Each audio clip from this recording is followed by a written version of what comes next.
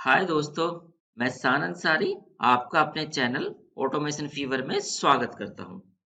आज का हमारा ये वीडियो लेक्चर काफी मजेदार होने वाला है।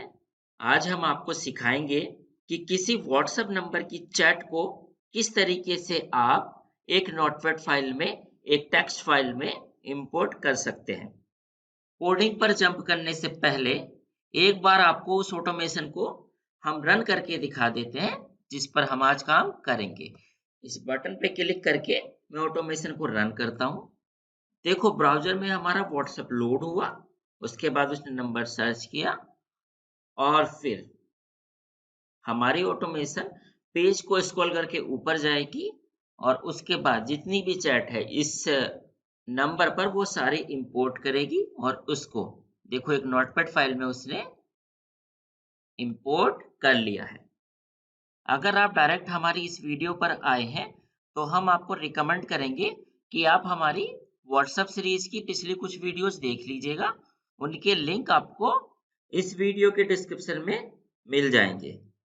थोड़ा सा टाइम बचाने के लिए हमने व्हाट्सएप को ब्राउजर में ओपन करने का और साथ ही जिस नंबर से हमें चैट इंपोर्ट करनी है उसको राइट साइड वाली विंडो में ओपन करने का कोड लिख के रख लिया है। ये कोड हम मोस्टली सभी वीडियो में लिखते आ रहे हैं, तो आप व्हाट्सएप की पिछली वीडियोस देखेंगे तो आपको ये समझ में आ जाएगा। जब हम ब्राउज़र में उस नंबर को ओपन कर लेंगे जिससे हमें चैट इंपोर्ट करनी है, तो सबसे पहला हमारा स्टेप क्या होगा कि हम स्क्रॉल करके ऊपर जाएँगे और फिर जितनी भी चैट हमें मिलेगी उसको हम गेट करेंगे और एक नोटपैड फाइल में लिखवाते जाएँगे। हमको चैट को राइट कराना है एक नोटपैड फाइल, एक टेक्स्ट फाइल में। तो सबसे पहला काम तो हम यही करते हैं कि एक टेक्स्ट फाइल को हम क्रिएट कराते हैं। टेक्स्ट फाइल पर अगर हम काम करना चाहते हैं तो उसके लिए एक लाइब्रेरी को हमको अपने प्रोजेक्ट में ऐड करना होगा, माइक्रोसॉफ्ट स्क्रिप्टिंग लाइब्रेरी। ऐड करने के लिए हम टूल्स मेन्यू में जाएंगे, उसके बाद रेफरेंसेस में यहाँ पर ढूंढेंगे अपनी लाइब्रेरी। ये रही हमारी library Microsoft scripting run time. इसके आगे जो चेक बॉक्स लगा हुआ है उसको चेक करके ओके के बटन पर क्लिक करके इस लाइब्रेरी को हम अपने VBA के प्रोजेक्ट में ऐड कर लेंगे। अब हम एक वेरिएबल डिक्लेयर करते हैं फाइल सिस्टम ऑब्जेक्ट क्लास का। उसके लिए हम लिखेंगे डिम, वेरिएबल का नाम FSO रख लेते हैं, फिर लिखते हैं एज। जो क्लास है हमारी वो स्क्रिप्टिंग लाइब्रेरी के अंदर है और क्लास का नाम क्या है, फाइल सिस्टम ऑब्जेक्ट। एक और वेरिएबल डिक्लेयर करते हैं हम टेक्स्ट फाइल के लिए, लिखते हैं डिम, उसका नाम हम रख लेते हैं चैट फाइल के नाम से और इसका डेटा टाइप हमारा होगा स्क्रिप्टिंग लाइब्रेरी के अंदर हमें मिलेगा एक ऑब्जेक्ट टेक्स्ट स्ट्रीम इस क्लास का। अब हम एक टेक्स्ट फाइल बना लेते हैं जिसके लिए हमें फाइल सिस्टम ऑब्जेक्ट का एक मेथड मिलता है क्रिएट टेक्स्ट फाइल। इसके अंदर आप पहला अगर पैरामीटर देखो तो वो है फाइल नेम। यहाँ पर हम फाइल का नेम देंगे कि कहाँ पर हमको फाइल क्रिएट करनी है। ये जो हमारा फोल्डर है इसके अंदर हम फाइल क्रिएट कराते हैं। तो यहाँ तक का पूरा पाथ हम कॉपी करके यहाँ दे देते हैं और इस फोल्डर के अंदर चैट्स नाम से हमें फाइल बनानी है। वो txt फाइल है तो उसकी एक्सटेंशन हम txt दे देंगे। इसका दूसरा जो आर्गुमेंट है वो है कि अगर पहले से कोई फाइल इस नाम से अवेलेबल है तो उसको हमें ओवरराइट करना है क्या नहीं। हम ओवरराइट करते हैं तो हम दूसरे आर्गुमेंट को कर देंगे ट्रू। ये जो हमारा क्रिएट टेक्स्ट फाइल मेथड है ये एक ऑब्जेक्ट रिटर्न करेगा, एक इंस्टेंस रिटर्न करेगा टेक्स्ट फाइल का। तो अगर मैं इस मेथड के अंदर जाके कंट्रोल आई की प्रेस करूं तो आप देखो ये जो हमारा मेथड है क्रिएट टेक्स्ट फाइल ये टेक्स्ट स्ट्रीम का एक इंस्टेंस रिटर्न कर रहा है और हमने एक वेरिएबल चैट फाइल नाम से टेक्स्ट स्ट्रीम का डिक्लेयर कर ही रखा है। तो जो इंस्टेंस ही हमें रिटर्न कर रहा है उसको हम इस वेरिएबल में चैट फाइल वाले वेरिएबल में कर सकते हैं स्टोर। उसके लिए हम set chat file equal to लिख देंगे, ठीक है। और अभी जो हमने फाइल का पाथ दिया है ये स्टैटिक दिया है। मतलब कि अगर मैं ये फाइल आपको भेजूं तो जब तक आप ये पाथ चेंज नहीं करते तब तक आपका कोड रन करने वाला नहीं है। तो यहाँ पर एक काम हम कर सकते हैं। आप अगर देखो, हमें जो चैट वाली फाइल है यहीं पर स्टोर करानी है जहां पर हमने अपने VBA के प्रोजेक्ट वाली फाइल को स्टोर किया है। तो इस फोल्डर तक का पाथ हमें दिस वर्कबुक डॉट पाथ से मिल जाएगा। तो इस फोल्डर तक के पाथ को हम हार्ड कोडेड देने की बजाय इसको डायनेमिक कर देते हैं। सो यहां से लगाकर फोल्डर तक का जो पाथ है इसको कर देते हैं डिलीट और यहाँ पर लिखते हैं हम दिस वर्कबुक डॉट पाथ और इसको कंकैटिनेट कर देते हैं फाइल के नेम से। एक स्लैश हमने यहाँ पर लगाया है क्योंकि यहाँ पर ना हमें दिस वर्कबुक डॉट पाथ से फोल्डर तक का पाथ मिलेगा। उस फोल्डर के अंदर हमें ये फाइल क्रिएट करनी है। ऑलराइट, टेक्स्ट फाइल तो हमने क्रिएट कर ली। अब इसके आगे हमें क्या करना है, हमारा जो व्हाट्सएप है इस पर जितनी भी चैट है उन सारी चैट को हमें गेट करना है और नोटपैड वाली इस फाइल में लिखवाना है। सो चैट किस तरह गेट करेंगे अब वो देखते हैं। सबसे पहले तो हम डेवलपर टूल ओपन करेंगे। इसके लिए ये जो चैट वाला एक टेक्स्ट बॉक्स है इस पर राइट क्लिक करके इंस्पेक्ट कर लेंगे। उसके बाद मैं इंडिकेटर से किसी भी एक चैट को करता हूँ इंडिकेट, उस पर क्लिक करता हूँ तो हम देखो सीधा उस एलिमेंट पर पहुंच गए जिसका यूज करके इस चैट को यहाँ पे शो कराया गया है। तो ये जो हमारा टेक्स्ट है वो एक स्पैन टैग के अंदर है, ठीक है, पर इस स्पैन का कोई भी एट्रीब्यूट नहीं है तो डायरेक्टली हम तो इसे यूज कर नहीं सकते। तो इसके ऊपर चलते हैं। इसके ऊपर एक और स्पैन टैग है जिसमें एक क्लास है कॉपीएबल टेक्स्ट और दूसरी क्लास है यहाँ पर एक सेलेक्टेबल टेक्स्ट। अगर आप यहाँ पर देखो कॉपीएबल टेक्स्ट नाम की जो क्लास है ये ऊपर भी एक एलिमेंट में यूज हुई है। तो ये हमारी यूनिक क्लास नहीं है, इसको हम यूज नहीं कर सकते। हाँ, जो हमारी दूसरी क्लास है ये सेलेक्टेबल टेक्स्ट, ये हमें यूनिक लग रही है, ठीक है।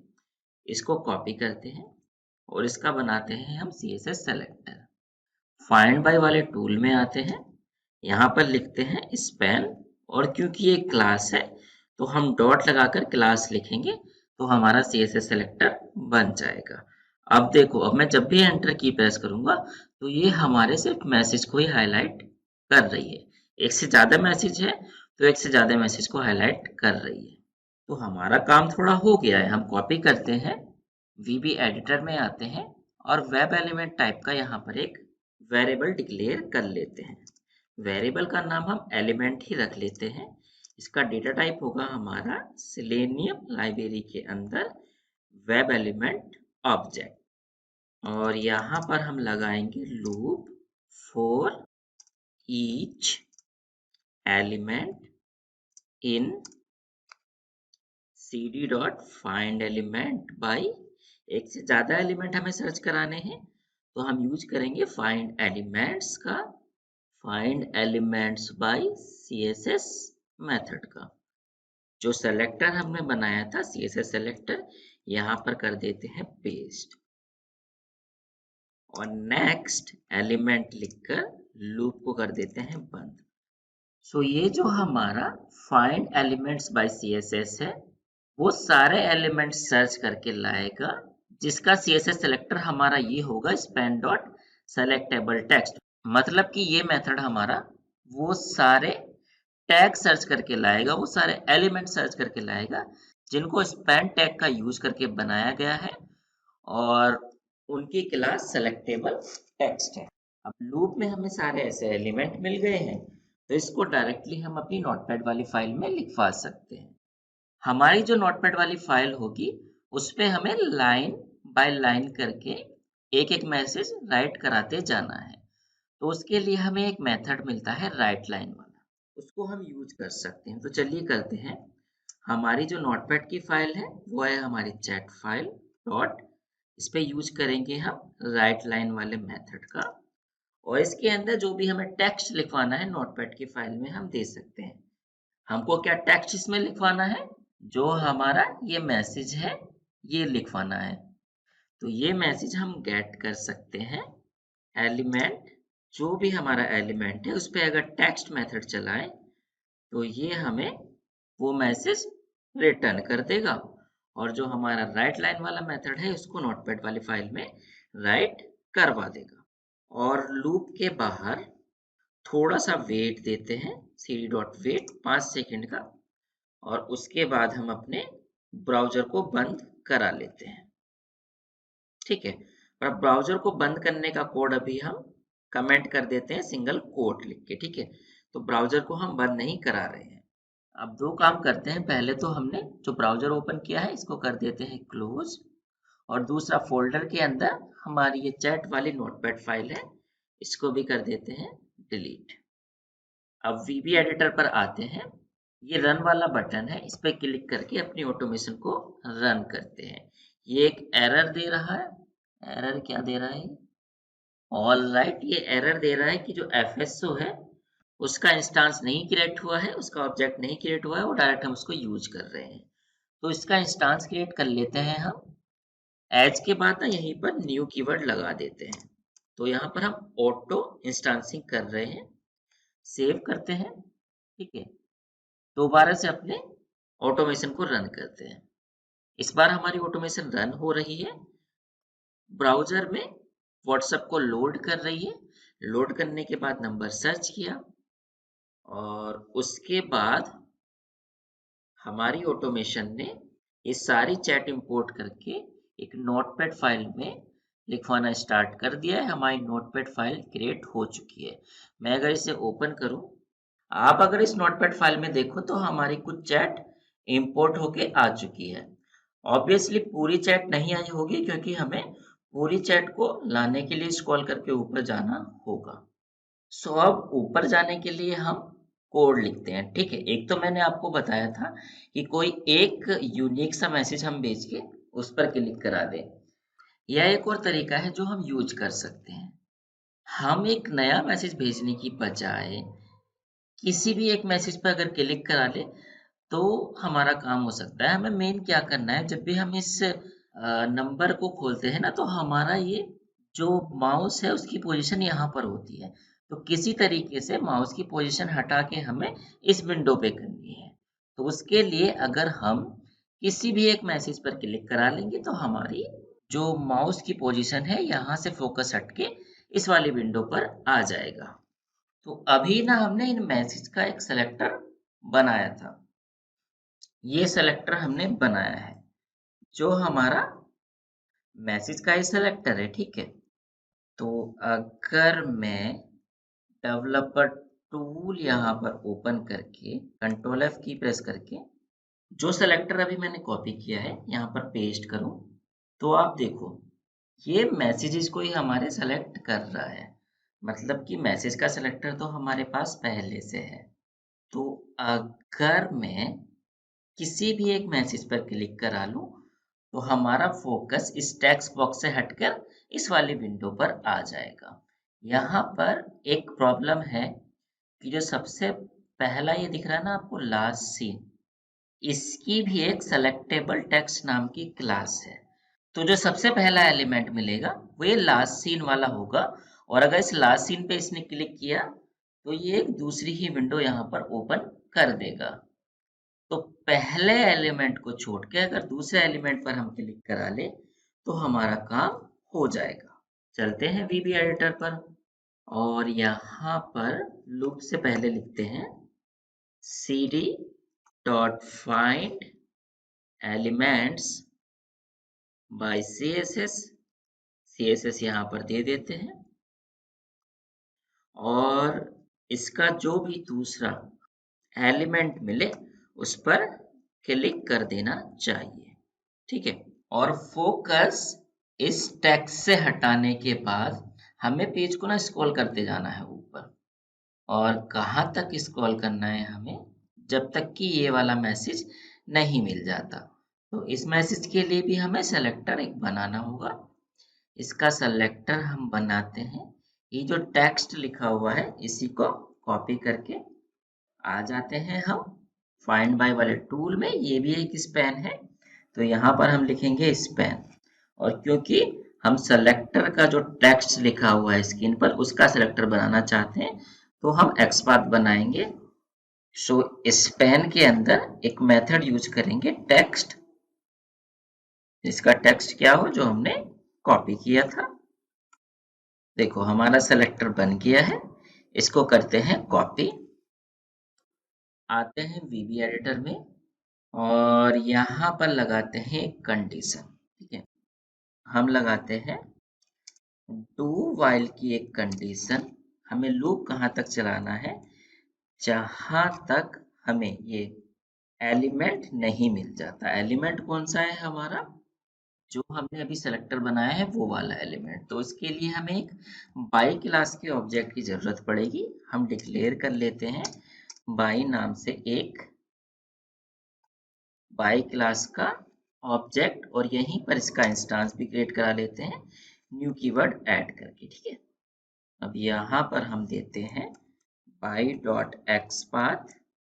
एक्सपाथ जो हमने कॉपी किया था यहाँ पर उसको कर देते हैं हम पेस्ट।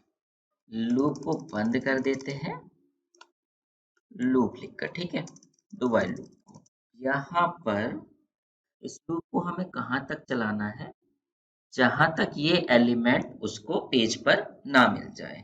तो ये ट्रू कंडीशन तभी होगी जब ये एलिमेंट पेज पर मिल जाएगा। तो यहाँ पर हम नॉट लगा देते हैं कि जब तक नहीं मिलता ये एलिमेंट तब तक लूप चलता रहे, जैसे ही मिल जाए वैसे ही लूप से बाहर आ जाए। और लूप के अंदर हम क्या करते हैं, हम लिखते हैं cd डॉट सेंड कीज, और यहाँ पर ना हमें की भिजवानी है, तो यहाँ पर हम पेज अप या फिर अप एरो की सेंड करा सकते हैं। तो हम यहाँ पर पेज अप को यूज कर लेते हैं, जिसके लिए हम cd डॉट कीज और हमें कौन सी की यूज करनी है, पेज अप। एक बार पेज अप हो जाए तो उसके बाद 1 सेकंड का वेट करें, उसके बाद दोबारा पेज को अप करने ये जाए।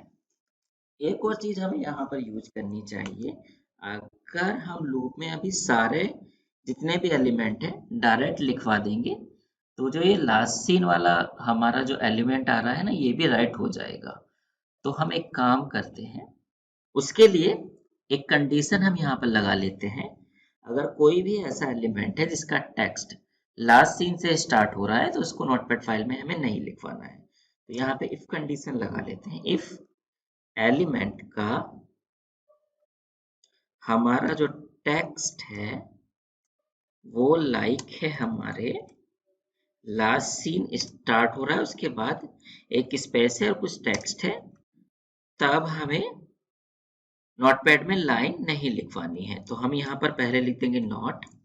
अगर हमारी ये कंडीशन मैट ना कर रही हो, मतलब कि अगर टेक्स्ट में हमारा लास्ट सीन ना हो, तभी नोटपैड फाइल में हमारा टेक्स्ट राइट होना चाहिए। ठीक है, कोड हमारा रेडी है। एक काम और कर लेते हैं, ब्राउजर को बंद करने का हमने कोड जो कमेंट किया था उसको अनकमेंट कर देते हैं, और अब अपनी ऑटोमेशन को हम रन करते हैं।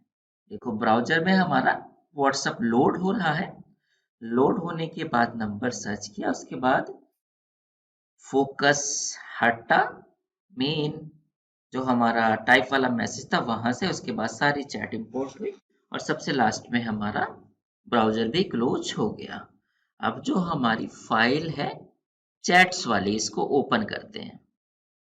यहाँ पर आप देखो उस नंबर पर जितने भी चैट हमने की थी सारी हमने इंपोर्ट कर ली है इस नोटपैड वाली फाइल में। मतलब कि सारी चैट हमने व्हाट्सएप से गेट करके अपनी नोटपैड की इस फाइल में राइट करवा ली है।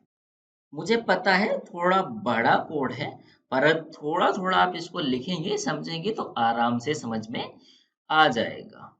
ठीक है, सो दोस्तों आज के लिए इतना ही। अगली जो वीडियो होगी उसमें हम आपको सिखाएंगे कि इसी चैट को हम एक्सेल की फाइल में किस तरह राइट करा सकते हैं, और चैट के साथ हम डेट टाइम और किसने मैसेज भेजा है वो भी एक कॉलम में कैसे राइट करा सकते हैं। मतलब कि हम 2 कॉलम बनाएंगे, पहले में मैसेज लिखेंगे और दूसरे में डेट टाइम और मैसेज सेंड करने वाले का नाम हम लिखेंगे।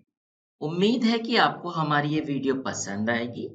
अगर वीडियो अच्छी लगे तो इसको लाइक कर दीजिए और अगर अभी तक आपने चैनल सब्सक्राइब नहीं किया है तो सबसे पहले चैनल को आप सब्सक्राइब कर लीजिएगा। अगर आपका कोई डाउट है, कोई क्वेश्चन है या फीडबैक है तो कमेंट बॉक्स में हमको ज़रूर बताइएगा। कमेंट आप करते रहिए क्योंकि आपके कमेंट ही है जो हमें इंस्पायर करते हैं और अच्छी वीडियोज़ आपके लिए लेकर आने के लिए। इसी के साथ अब इजाज़त दीजिए, मिलते हैं नेक्स्ट वीडियो लेक्चर में। बाय।